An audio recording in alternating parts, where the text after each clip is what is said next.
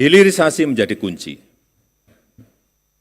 Coba kita lihat satu, urusan nikel. Urusan nikel yang sering saya ceritakan, karena ini memang sebuah keberhasilan kita meningkatkan nilai tambah. Nikel, dari bahan mentah, nikel ore, masuk ke NPI, nikel pig iron, masuk lagi ke nikel matte, kemudian masuk ke stainless steel. Dan masuk ke turunan-turunan baik garpu, sendok, jarum suntik, dan ratusan turunan lainnya yang ini masih dalam proses semuanya, tetapi paling tidak sekarang kita sudah sampai ke stainless steel. Kemudian yang nikel ore ada lagi nikel ore ke smelter, ke HPAL, ke prekursor, ke cathode, kemudian masuk lagi ke baterai sel. Sudah kejadian dan kita sudah punya industrinya. Untuk nanti kalau kapasitas baterai selnya mencukupi, sekarang ini baru kira-kira 180.000 mobil yang bisa diproduksi dengan baterai sel produksi kita sendiri. Kalau nanti bisa meningkat menjadi juta, itu kita baru memiliki daya saing yang kuat dengan negara-negara lain. Kemudian tembaga, nikelnya sudah masuk ke tembaga. Setelah nikel kita stop tahun 2020, tembaga 2 tahun yang lalu juga kita stop. Minggu depan akan ada 2 smelter besar yang investasinya kurang lebih 50-60 triliun sudah beroperasi, yaitu di Aman, di Sumbawa, kemudian Freeport di Gresik. Hati-hati kalau kita bicara Freeport, sekarang bukan miliknya Amerika. Karena orang masih, wah Freeport, itu sudah milik Indonesia, itu sudah dimiliki oleh MinID. 51%, dulu kita hanya punya 9%. Dan sekarang sudah kita miliki 51% dan sebentar lagi akan menjadi 61%. Pokoknya kita terus ambil.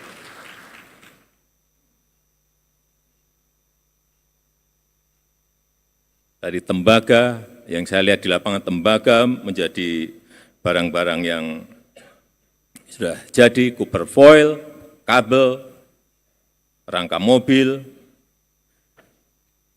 dan yang ketiga, boksit. Hilirisasi di boksit. Sudah jadi yang satu di Bintan, kemudian minggu depan saya juga akan resmikan di Mempawah, di Kalimantan Barat. Jadi lagi satu, berarti ada 2. Dari sini nanti akan jadi, yang di Mempawah ini miliknya BUMN. Akan jadi aluminium, velg mobil, bodi pesawat, semuanya. Bapak Ibu sekalian yang saya hormati, pada posisi normal, pada posisi dunia normal, kita tidak mungkin melakukan ini. Pasti akan dicegat oleh negara-negara maju. Pasti itu. Bahkan waktu akan mengambil Freeport saja, banyak yang membisiki kepada saya, Pak, hati-hati, Papua bisa lepas. Pak, hati-hati, Bapak bisa digulingkan. Pak, hati-hati.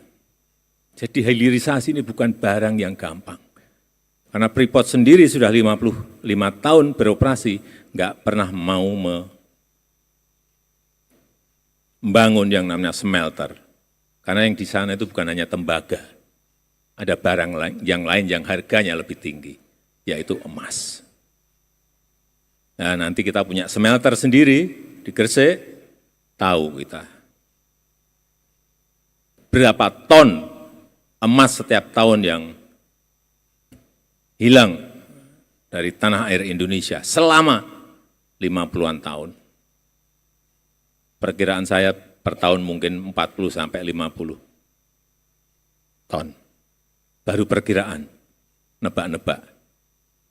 Tapi nanti kalau sudah berproduksi baru kita tahu betul, oh ternyata ada emasnya sekian ton per tahun. Jadi kalau tadi bisikan ke saya ya tadi, ya karena barang yang tadi saya sampaikan. Tetapi Bapak Ibu sekalian yang saya hormati, tolong ini betul-betul saya bisa mendesain rencana dan strateginya. Yang saya ingin adalah hilirisasi yang padat karya, yaitu rumput laut, seaweed, yang belum disentuh secara manajemen yang baik. Karena dari sinilah nanti bisa turunannya baik ke pupuk organik, baik ke agar, baik untuk kosmetik, baik untuk tepung, dan juga untuk minyak pesawat terbang sekarang ini bisa dari rumput laut. Kita tahu Indonesia memiliki pesisir yang paling panjang nomor 2 di dunia, 81.000 kilometer. Ini sebuah potensi besar, tapi memang harus didesain, harus direncanakan, harus dibuat strategi yang benar sehingga nanti hasilnya bisa ketemu. Pangan yang lainnya, menurut saya yang juga harus dihilirisasikan adalah kopi. Kopi ini, saya cek, kita punya berapa hektar sih kopi? 1,2 juta hektar. Saya cek di lapangan, berapa sih produksi per hektar kita? Hanya kurang lebih 2 ton per hektar, atau 2 lebih sedikit, 2,3, 2,5 per hektar. Padahal Vietnam 1 hektar bisa memproduksi 8 sampai menghasilkan 8 sampai 9 ton per hektar. Jauh sekali, masa kita kalah dengan Vietnam? Pada duluan kita. Permintaan semakin naik, harga semakin naik setiap tahun, tapi tidak pernah kita urus. R&D kita, riset kita lemah di sini. Dan juga kakao. Kakao kita memiliki 1,4 juta hektar. Industrinya ada, tapi bahan mentahnya kakaonya kurang, sehingga kita justru impor. Salah besar lagi. Dan yang lain-lainnya, masih banyak lada, nilam, yang ini turunannya akan memberikan nilai tambah yang sangat besar. Saya hanya ingin memberikan sebuah ilustrasi kembali ke nikel tadi. Nikel di tahun 2015, ekspor kita 3 billion US dollar dalam 1 tahun. Artinya 45 triliun rupiah. 45 triliun rupiah.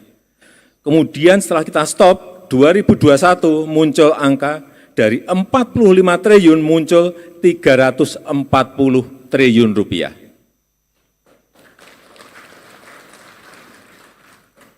...2022 muncul 520 triliun rupiah. Dan 2023 muncul angka 520 triliun rupiah. Lompatannya coba. Ada yang menyampaikan pada saya, Pak, itu yang menguntungkan perusahaan, Pak. Rakyat dapat apa? Jangan keliru. Kita pungut pajak dari sana, pajak perusahaan, pajak karyawan, biaya ekspor, pajak ekspor, biaya keluar, belum PNBP-nya, penerimaan negara bukan pajak. Sangat besar sekali. Saya berikan ilustrasi saja untuk minerba, tidak hanya nikel, tapi minerba. Di 2015, penerimaan negara bukan pajak, kita memperoleh 29 triliun rupiah.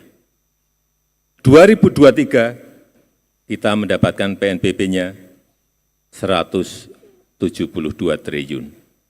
Dari 29 melompat ke 172 triliun. Untuk pajaknya saya belum mendapatkan secara detail. Tapi saya yakin juga akan melompat berkali-kali.